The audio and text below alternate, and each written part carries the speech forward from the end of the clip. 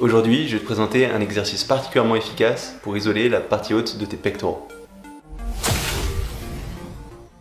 Salut, ici Nico, et dans cette vidéo, je vais te présenter un exercice que j'utilise depuis quelques mois maintenant et qui m'a donné de super résultats sur le haut de mes pectoraux.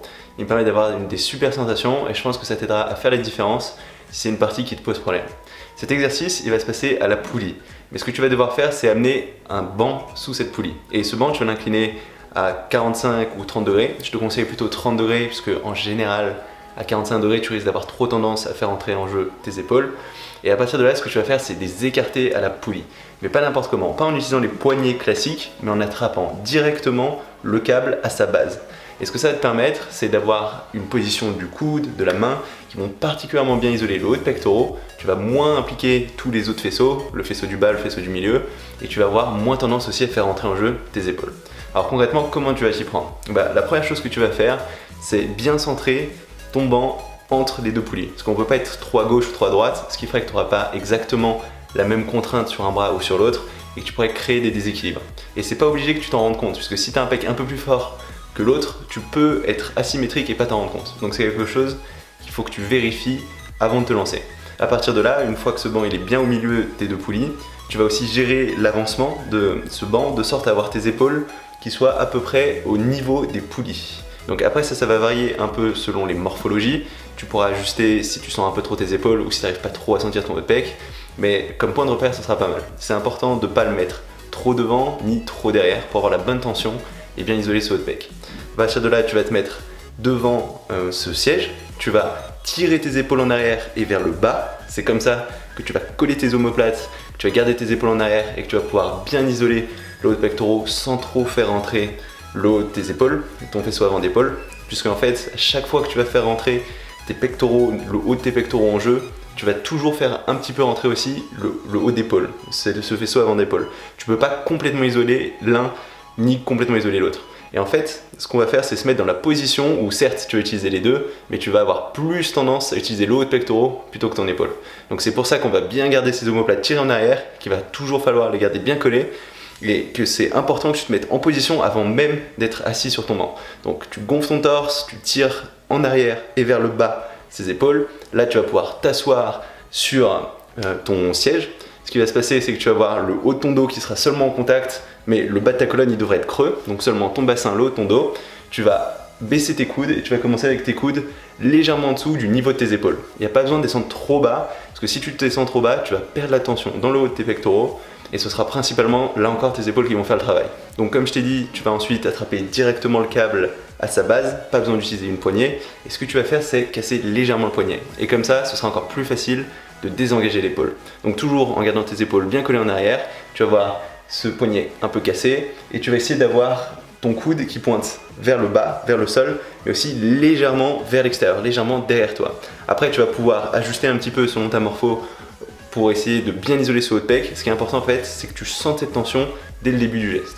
Donc c'est à toi d'ajuster, mais de façon générale, il ne faut pas trop reculer ton coude vers l'arrière, il ne faut pas trop l'avoir vers l'avant non plus, c'est bien de l'avoir vers le bas, un petit peu vers l'arrière. Après, tu devrais vraiment sentir directement la tension dans le haut de ton pec et pas trop dans ton épaule. Au niveau des poids que tu vas utiliser, mais pas trop lourd, parce que c'est vraiment un exercice sur lequel tu vas bien isoler ce haut de pec et c'est pas un faisceau qui est particulièrement massif, donc tu vas pas mettre des poids incroyables. D'ailleurs, moi quand je fais cet exercice, même quand je le fais en début de séance, je vais mettre le minimum de ce qu'il y a à la poulie, donc c'est 2,5 kg et en général je vais monter maximum à 3,5 kg en mettant des petits poids dessus. Donc il n'y a vraiment pas besoin d'être très lourd, c'est pas grave, ça peut avoir l'air un petit peu ridicule comme ça, mais encore une fois le but c'est de bien isoler ce haut de pec, c'est pas de faire de la force, c'est d'avoir la meilleure contraction possible. Donc utilise des poids légers, fais attention d'avoir cette bonne position à la fois au niveau de tes épaules, de ton poignet, ta main et de tes coudes. Une fois que tu as tout ça en place, ce que tu vas faire, c'est te concentrer sur le mouvement de tes coudes. Tu vas essayer de rapprocher tes coudes les uns des autres en les gardant à peu près dans le même plan. Et comme ça, sans te concentrer trop sur le geste des mains, parce que si tu as trop tendance à te concentrer sur le mouvement des mains, tu auras plus tendance à faire entrer l'épaule. Donc vraiment en restant sur cette idée de rapprocher ses coudes, comme si tu voulais écraser tes pecs un petit peu en hauteur devant toi, tu vas naturellement engager tes pectoraux. Donc vraiment, mouvement des coudes, tu vas les amener le plus loin possible. Quand tu arrives tout en haut, tu vas pouvoir marquer une petite pause. Normalement, tu devrais vraiment sentir très fort ton haut de pec qui travaille. Si c'est pas le cas, c'est probablement soit que tu as décollé tes épaules, soit que tu as bougé tes coudes. Donc fais attention à contrôler ton geste pour bien garder cette position. Vu que de toute façon on utilise des poids légers, tu ne devrais pas avoir besoin d'utiliser trop de vitesse, trop d'inertie pour amener ces poids bien jusqu'en haut. Et une fois que tu es en haut, il faut vraiment bien sentir cette contraction dans l'ensemble de tes pectoraux. Et ensuite tu vas pouvoir faire le geste de retour, donc en suivant exactement le même geste, toujours en contrôlant ta redescente et en faisant attention de ne pas aller trop bas. Aussi ce qui va être important, c'est de ne pas plier ton bras pendant le geste. Parce que si tu fais ça, tu vas faire entrer en jeu d'autres muscles, tu risques de perdre ta position vis-à-vis de tes pectoraux et ce sera plus dur de garder cette tension, de bien la sentir. Donc cet exercice, c'est un exo vraiment d'isolation pour cette partie claviculaire, ce haut des pectoraux. Donc le but, c'est pas de mettre très lourd, c'est vraiment de bien sentir ta contraction. C'est quelque chose que tu vas pouvoir utiliser si tu as du mal avec ce haut de pectoraux. Par exemple, tu peux le faire en tout début de séance. C'est un exercice que je vais faire assez souvent en premier. Donc je vais faire cet exercice, ça va me permettre de bien sentir ce haut de pec, de commencer à le pré-fatiguer. Et après, je vais passer par exemple à un exercice de presse, par exemple du développé incliné aux haltères ou du développé incliné à la barre à la machine Smith, où là, je vais réussir à d'autant mieux recruter ce haut de pec que j'arrive à le sentir. Alors que si je pars directement sur du développé incliné aux haltères, en général, j'aurai jamais d'aussi bonne sensation sur ce haut de pec. Par contre, tu peux le faire sinon en deuxième position par exemple, après un premier geste d'incliné où tu as commencé à pré-fatiguer un petit peu ce haut de pec, le finir avec cet exercice d'isolation, mais de façon générale, je préfère l'utiliser carrément en premier. Et je sais que ça peut être un peu contre-intuitif, qu'il y a beaucoup de personnes qui préfèrent mettre le plus lourd possible sur le premier geste, mais si chez toi ce haut de pec il est en retard, je te conseille plutôt de l'utiliser en début de séance. Tu m'en diras vraiment des nouvelles.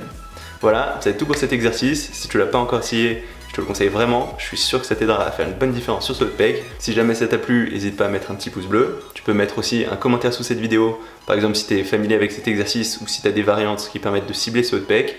Et si t'es pas encore inscrit à ma chaîne YouTube, n'hésite pas à le faire, je mets des vidéos toutes les semaines. On se retrouve très vite, salut!